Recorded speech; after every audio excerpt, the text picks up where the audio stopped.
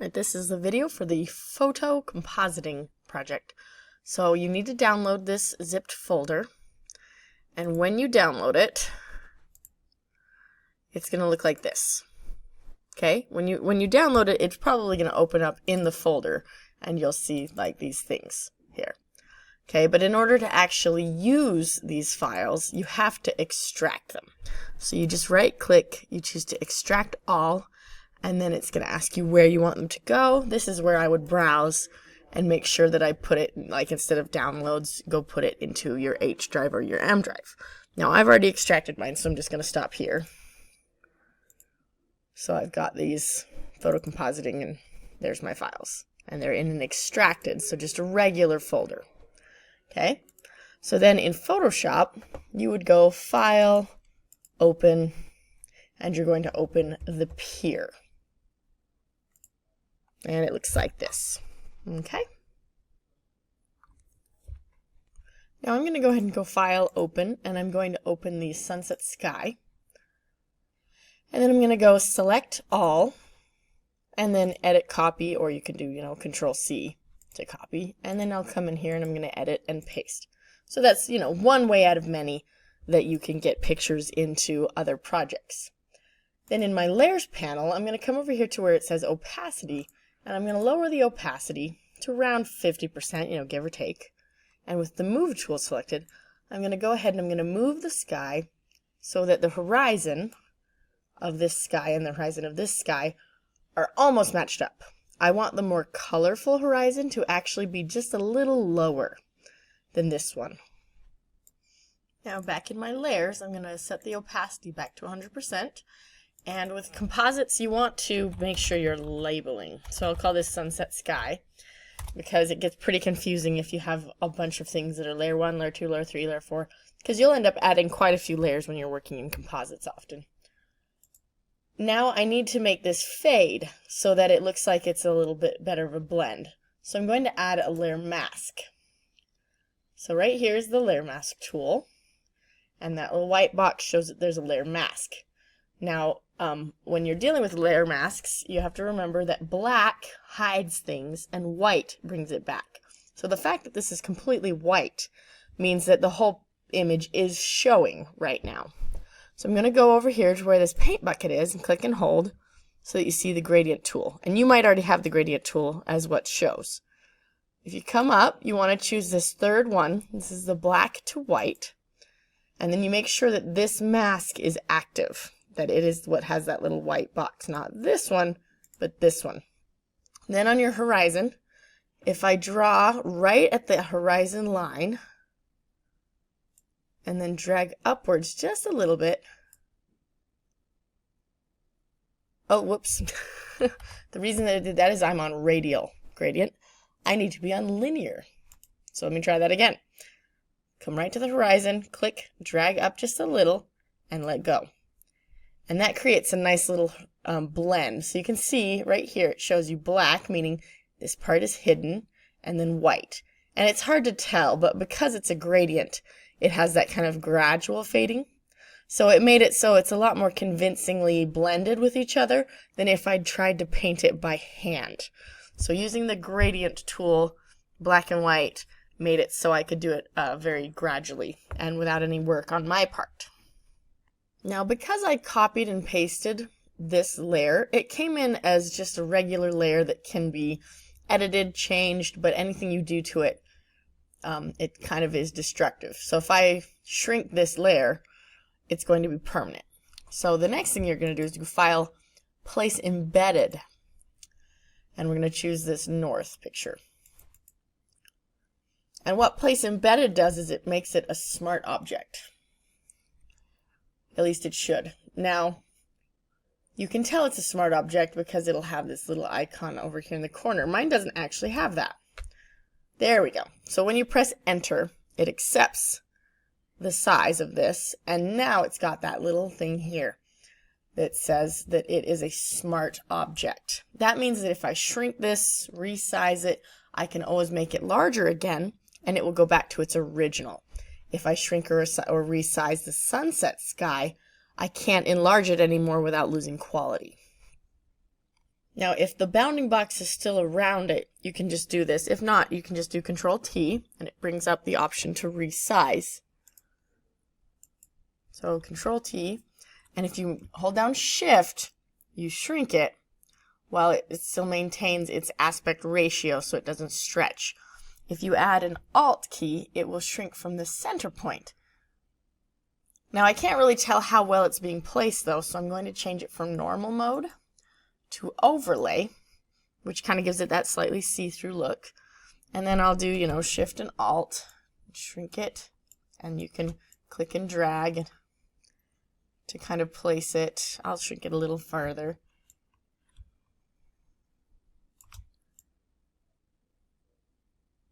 And you can have that little arrow poking off the edge a little bit because we'll be getting rid of some of it anyways. Next, I want to change the perspective of this so it looks a little more like it's actually a part of the pier. So if you go to Edit, down to Transform, and choose Distort. Then, if you grab the handles, they move individually, so I can drag these two top ones so they're kind of at the end of the pier. And then these bottom ones I'll drag over to the side a little more, so it kind of gives it that perspective as though it is actually a part of it. And then you either press Enter to accept this change, or you can press this check mark right here. Now there's still a harsh edge that you can see, so you'll take your paintbrush, you make sure that black is in the foreground color, you can press X on your keyboard to switch, or you can use this to return to default, and this to switch as well. So your paintbrush, I'm going to go ahead and choose a brush size, make the hardness maybe 20%, opacity, I have that down, yours is probably at 100%, and then I create a layer mask again. So anytime you paint with black, it hides things. So if I come along the edge and just paint away any really obvious places, and you want to be careful, of course, that you're not getting rid of the north. If you ever do accidentally get rid of something, you just paint with white and it'll bring it back. Next, you'll place one of the central elements, so File, Place Embedded, and bring in the door. I'm going to lower the opacity on the door so I can see through it as I position it. And I'm going to hold down Shift and I'm going to shrink it down just a little bit. And then kind of move it so that this doorknob is just slightly above like where the end of the pier is. And then the checkbox or Enter will accept that. And then I'll go ahead and bring up my opacity again. Now I need to get rid of the red brick. So what I'm going to do is I'm going to go to the Quick Selection tool and remember there's the bracket keys. Allow you to make it bigger or smaller, left or right bracket. And then I'll just go ahead and, oops. And that's being not really picky enough, so. Okay, make sure to check the sample all layers and the auto enhance. That should be on. That should help. So now I'm going to try this again. Control D, deselect. So if yours accidentally selected the whole thing, just come here. There we go. So I'll click once, I'm going to click again. And then you click, and you might just drag along to get everything that you can of the red brick on the outside. Now you'll see there's some spots where I selected a little too much, so I'm going to use the brackets to shrink it and hold down Alt. And to use that to kind of grab the corners, where I didn't want it. So Alt is the subtract method. Hopefully this shouldn't be news to any of you, but just a reminder. I'll Alt here to clean that up. Okay. Now I'll go ahead and make sure it's got that little plus sign, subtract, or enlarge, shrink if you need to, and come around and get all of the red brick.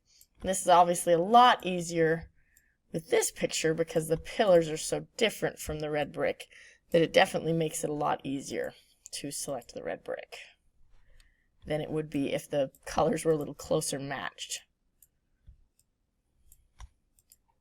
So you just go along, and there we go. I think I've got it. All right. So once you have everything selected, I want to add it to a mask. The nice thing about selections is if you go over to your layer, everything that you want to get rid of is selected, and you click on the mask tool, it will automatically, oh, it got rid of everything else. So I need to Control Z that, and just select and inverse. Now it will go ahead and mask it, and it got rid of all of the red brick. And there we go. So you can double check and see if there's anything that you messed up on really bad, because then you would just paint with white to bring it back, or black to get rid of it. And of course now we're going to get rid of some more of this stuff that's on the inside. So now we're going to get rid of the door itself. So I'll go ahead and zoom in a little bit. And I'm going to take the rectangle tool, and you want to make sure there's no feathering. And I'll start just right above here, click and drag down, and let go. Then, if you hold the space bar, I can actually, sorry, I take it back.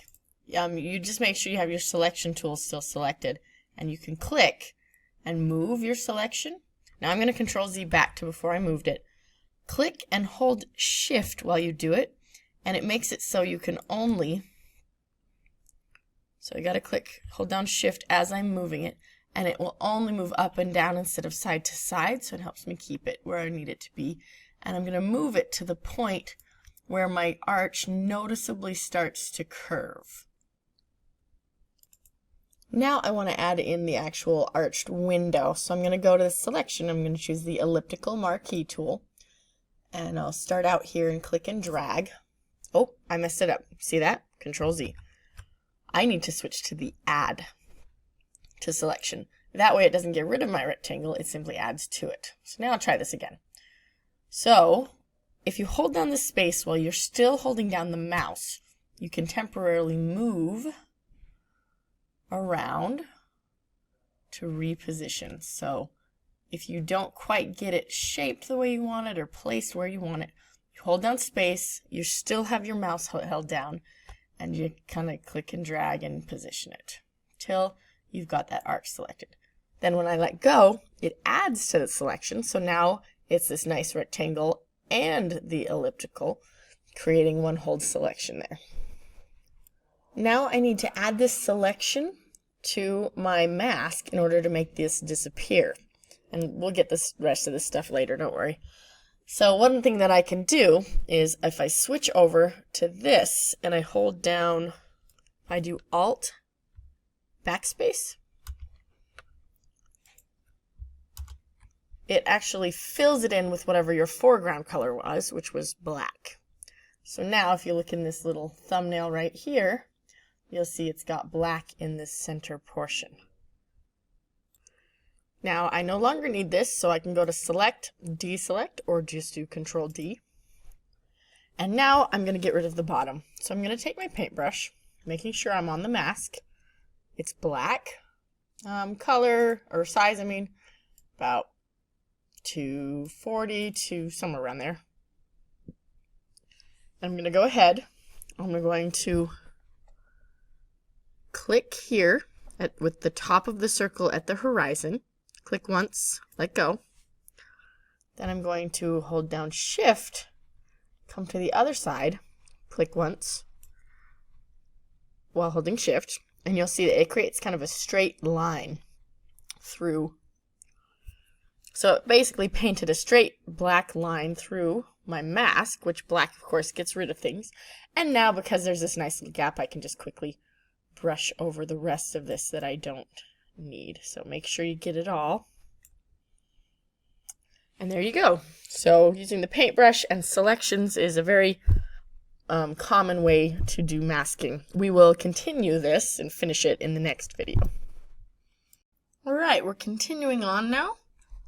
So you're going to go ahead and go File, Place Embedded, and find the Clouds for Pier file.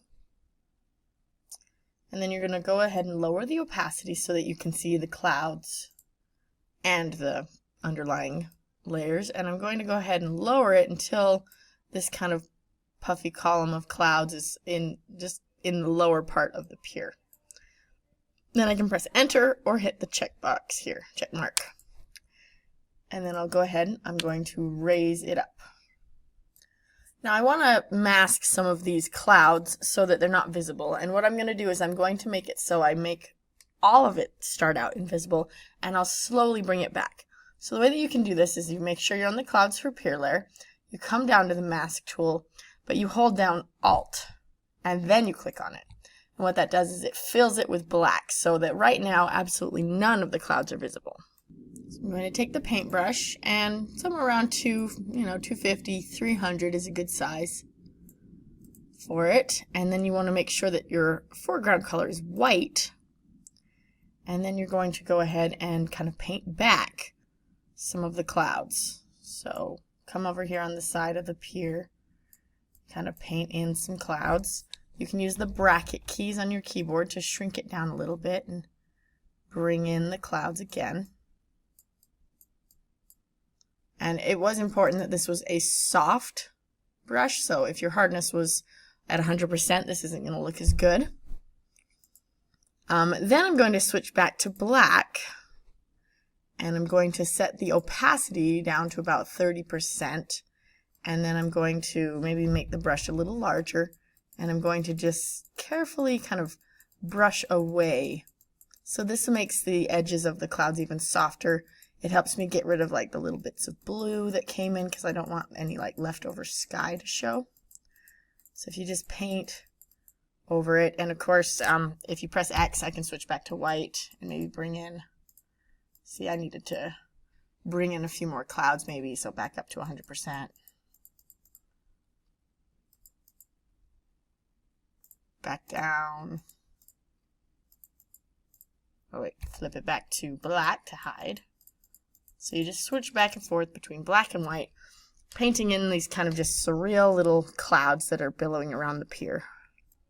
The thing with the layer mask is that sometimes it takes a lot of just back and forth adjusting. So I want to hide a little more of these clouds so that I can see my horizon through the archway.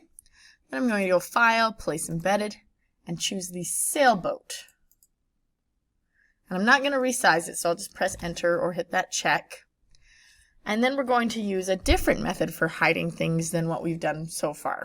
This isn't a mask, but if you go to layer and you go down to, it always takes me a second to find it.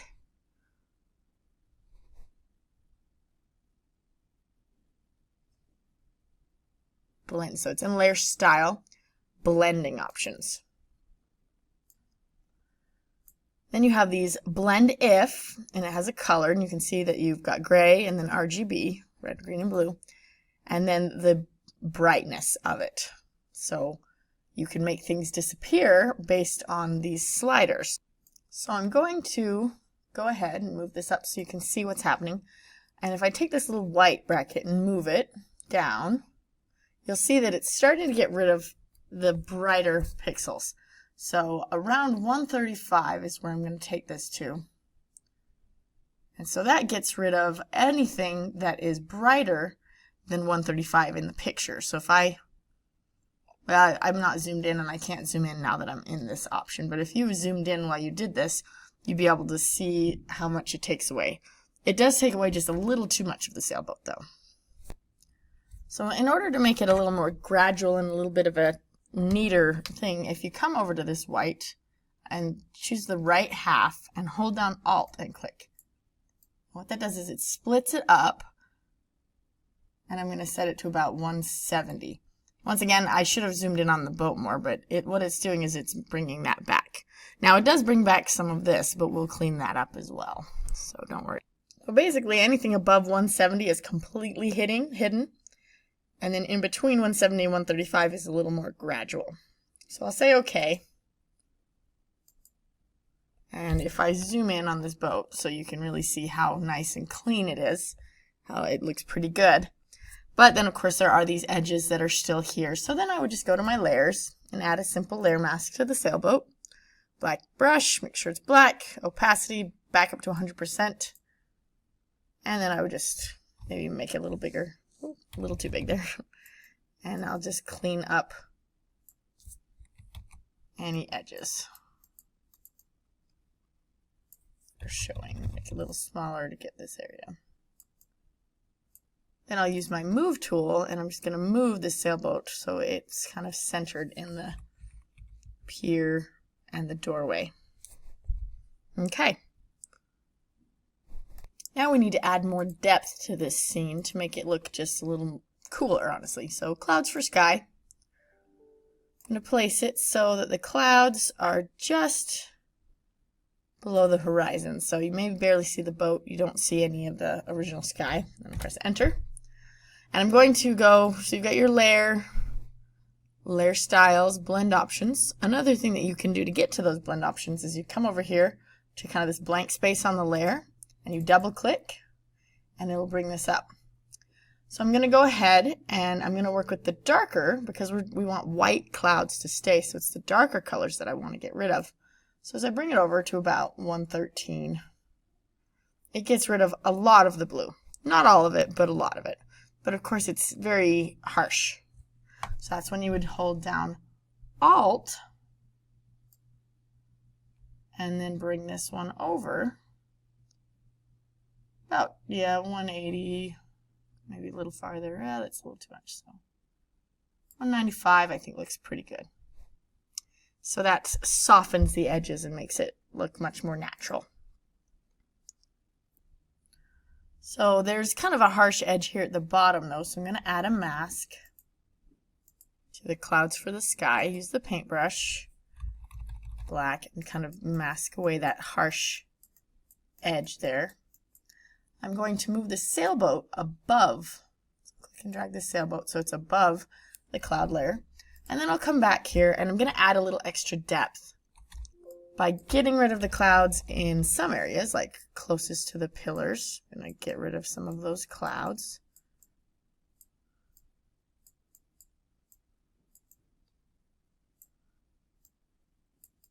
In order to make it look like some of these clouds are much farther while some of them are closer. And remember, if you mess up, you take out, a little too much, you just switch to white. You can press X on your keyboard and it'll switch back and forth and you can paint things back.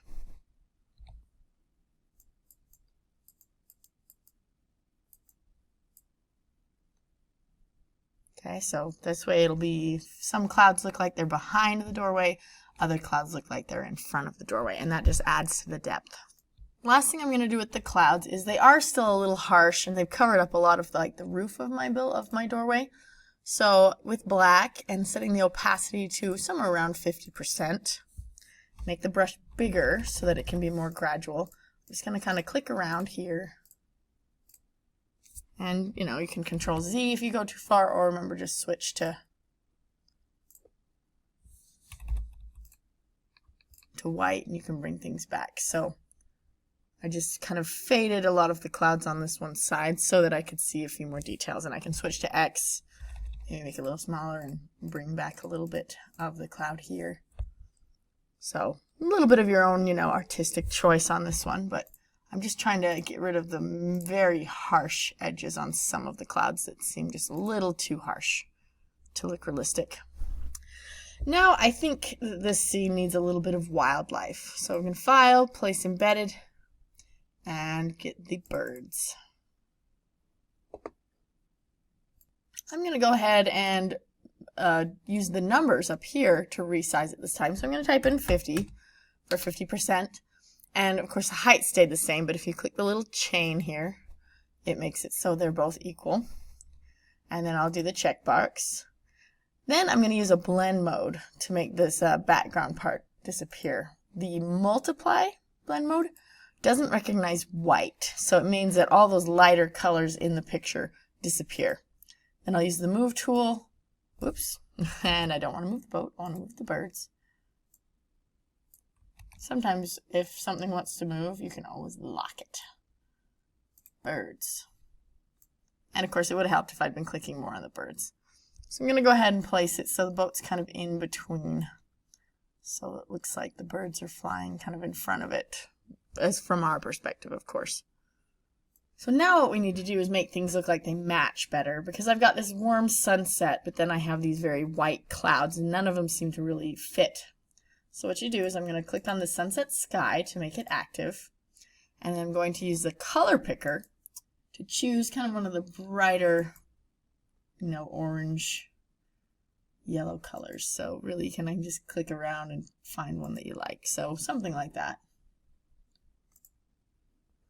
Then I will come to my adjustments right here, this circle. I'm going to add a solid color. Now, I did this in the wrong order, but here's the color that it's going to mean. I'll say okay. Now I need this to cover all my clouds. So there we go, like that. Now, of course, now it covers everything. So what I need to do is change my blend mode to something that makes it so the color is still there, but it shows all the details beneath it. And that's the color. So now I've got this.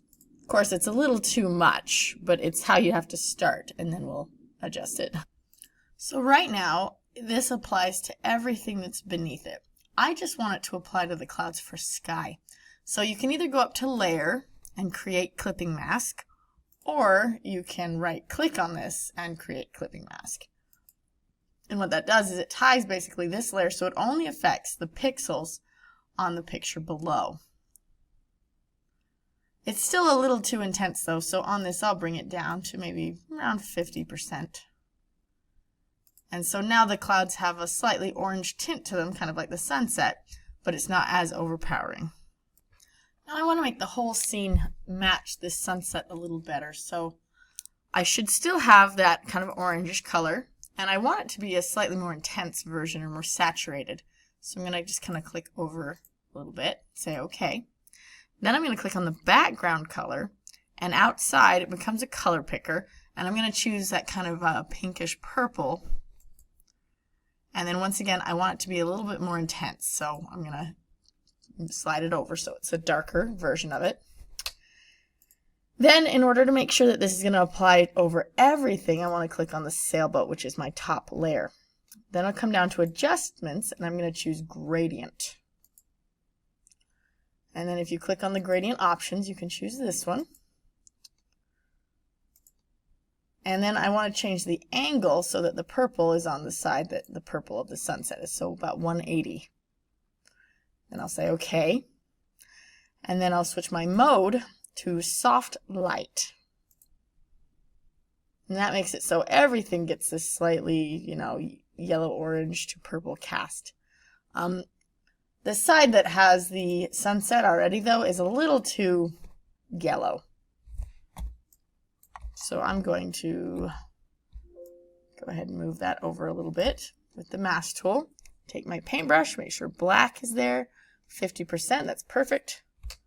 Make my brush a little bigger, and I'm going to kind of get rid of that extra orange that I added to this section because I've already got some orange. And I think I might have, I do want this back because it kind of gives those clouds. Just kind of press X and switch back and forth. And yeah, see, my ocean should be.